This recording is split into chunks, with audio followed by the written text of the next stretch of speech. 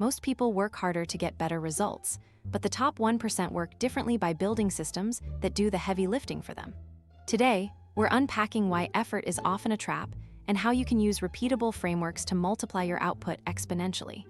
You'll learn how to stop trading your limited time for linear gains and start creating compounding leverage.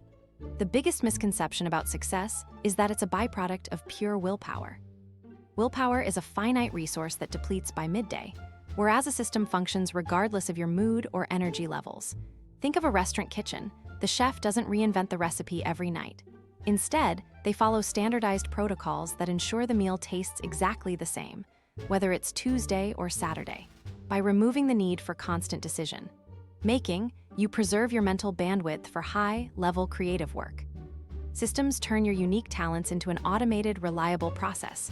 Once your processes are documented, you reach the phase of force multiplication. If you rely on talent alone, your results are tied to your direct input.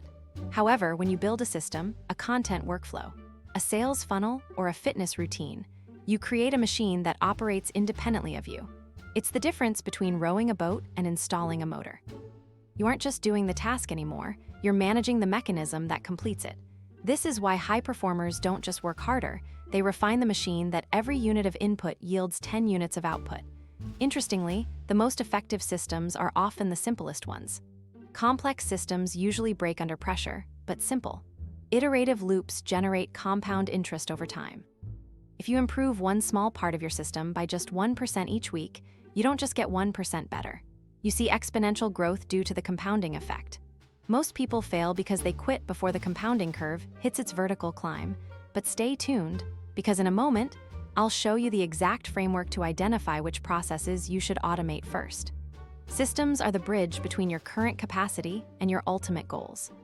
By documenting your workflows and eliminating redundant decisions, you stop renting your time and start owning your output. If you found this breakdown helpful, hit the button and subscribe for more strategies on scaling your productivity. Leave a comment with one process you plan to systematize this week.